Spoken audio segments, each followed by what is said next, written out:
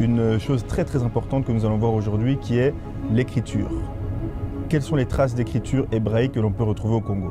Donc tout ce que nous avons dit ces derniers épisodes, c'est que en gros, nous trouvons beaucoup de similitudes entre la culture Congo et la culture juive. Nous trouvons des traces, des restes du peuple d'Israël disséminés en Afrique. Comme nous le dit la Gemara dans Sanhedrin, Marzoutra nous dit que les 10 tribus étaient exilées en Afrique. Le Zohar nous dit que les enfants d'Israël qui sont restés 400 ans en Égypte sont ensuite partis en Afrique centrale. Comment est-ce qu'on les reconnaît? Ils ont des bonnes midotes, un bon caractère. C'est vraiment ça en fait qu'il faut se mettre en tête, c'est que comment est-ce qu'on reconnaît aujourd'hui un enfant d'Israël? C'est par son comportement. Quelqu'un de patient, quelqu'un d'avenant, quelqu'un de propre sur soi, quelqu'un vraiment comme, si vous voyez un Congolais, vous vous rendrez compte que nous sommes un peuple vraiment pas éduqué dans le sens universitaire, mais un peuple avec un bon caractère. Nous sommes jovial, nous sommes aussi accueillants avec les étrangers, et ça a toujours été un aspect du peuple d'Israël. Comme Abraham lui-même, on dit qu'il était quelqu'un qui faisait du gmilut rasadim, ça veut dire qu'il invitait les gens à manger chez lui, il les invitait à rester, il les invitait à apprendre plus sur ce qu'était le divin. Et nous voulons maintenant rentrer dans quelque chose qui a été vraiment pour plusieurs années un fil conducteur dans notre étude de toute cette question, c'est l'écriture hébraïque que l'on retrouve au Congo. On l'a retrouvée dans une grotte qui s'appelle la grotte de Lovo, dans le sud du Bas-Congo. Ce sont deux Belges, Ray Makers et Van Moorsel, qui ont donc fait une étude sur ces grottes en 1960. Et ils ont découvert dans ces grottes 17 signes sur les 22 signes que comporte l'alphabet paléo-hébraïque. Nous vous montrerons au montage à quoi ça ressemble.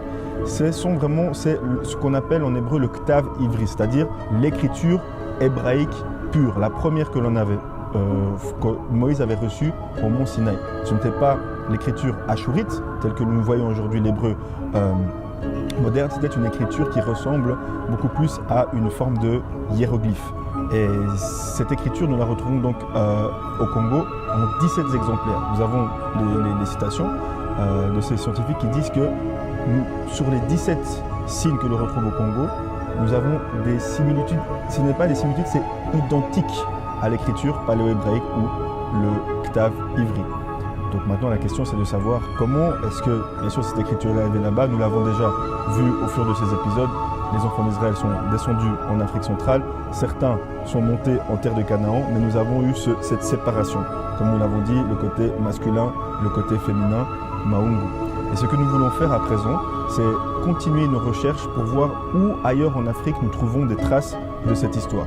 Nous allons partir à Madagascar, nous allons partir en Namibie, nous allons même partir dans les Antilles, en Haïti et autres, où nous avons des réminiscences très fortes du peuple d'Israël. Vous verrez que tout ce puzzle, qui est vraiment aujourd'hui quelque chose que, en fait, c'est plus contournable. Il y a quelques années encore, personne ne parlait de ces questions. Qui est israélite, qui est juif, qu'est-ce que ça veut dire? Quelle était la couleur des juifs anciens? Comment est-ce qu'aujourd'hui nous avons des juifs qui sont devenus blancs, alors qu'eux-mêmes savent que les juifs de l'époque n'étaient pas blancs? Pirkei de Rabbi Eliezer nous dit « Shem était Sharor Venaim », c'est-à-dire noir et beau.